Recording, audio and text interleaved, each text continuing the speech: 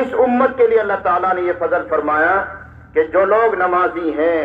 وضو کا اہتمام کرتے ہیں، کل قیامت میں ان کے چہرے، ان کے ہاتھ اور پاؤں وضو کی برکت سے چمک رہے ہوں گے بہت تیزی کے ساتھ، جیسے یہ لائٹ چمک رہی، سورج چمکتا ہے، چاند چمکتا ہے، دور سے چمک دکھائی دے گی۔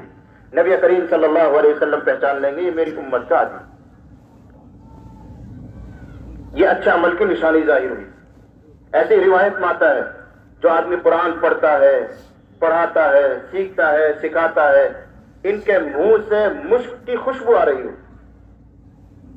اب فرشتے جب ان کے پاس سے گزریں گے، بھائی منہ میں سے خوشبو آ رہی، لگتا ہے اچھا آدمی، پکڑ کے دائیں طرف، بھائی اس کا تو ہاتھ پاؤں چمک رہے ہیں، چل دائیں طرف، یہ نیکی کی نشانی دیکھ دیکھ کے ادھر کر رہے ہیں، ارے بھائی اس کے چہرے پر گوشت نہیں، پکڑ کے بائیں طرف، ارے اس کے منہ میں سے بدبو آ رہی، جھوٹ بولتا تھا دنیا میں، ادھر کرو، اس کا تو جھنڈا لگا ہوا، ادھر کرو۔ یہ فرشتے دائیں اور بائیں کریں گے نشانیاں دیکھ دیکھ کر، اور یہ نشانیاں قائم ہوں گی دنیا میں اعمال کے نتیجے میں۔ اب غور کریں یہ نوجوان جنہوں نے گلے میں ڈور پہن رکھی ہے، ہاتھوں میں تاگے باندھ رکھے ہیں، کان میں بالیاں ڈال رکھی ہیں، نبی نے یہی سمجھایا من تشبہ بقوم فہو منہم، جو اس دنیا میں رہتے ہوئے جس قوم کی مشابہت اختیار کرے گا کل قیامت میں انہی کے ساتھ ہو۔ یعنی اس دنیا میں یہودی بن کر رہا،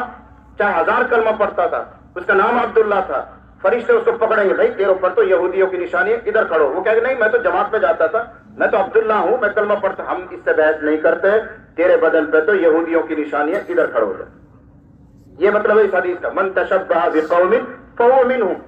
جو اس دنیا میں رہ کر جن لوگوں کی مشابہت اختیار کرتا ہے، جن کی سی شکل بنا کر رکھتا ہے، جن کا سا لباس پہنتا ہے، جس کا سا انداز اختیار کرتا ہے، کل قیامت میں انہی کی سی نشانیاں اس کے بدن پر ظاہر ہوں گی، فرشتے پکڑ پکڑ کر انہی کے ساتھ کر دیں گے۔ کسی کے بدن پر کافروں کی پہچان، کسی کے بدن پر عیسائیوں کی پہچان، کسی کے بدن پر یہودیوں کی نشانی ظاہر ہوں گی، فرشتے پکڑ پکڑ کے بائیں طرف کر دیں، ادھر پہ کھڑا ہو جائے، ادھر چلا جائے، ناکام ہو جائے۔ اتنا خطرناک مسئلہ ہے، اور ہمارے ان نوجوانوں کو خیال ہی نہیں۔ تو میں یہ سمجھا رہا ہوں کہ دین کی مدد کا پہلا درجہ ہے اپنے دین پر 100% عمل کرنا۔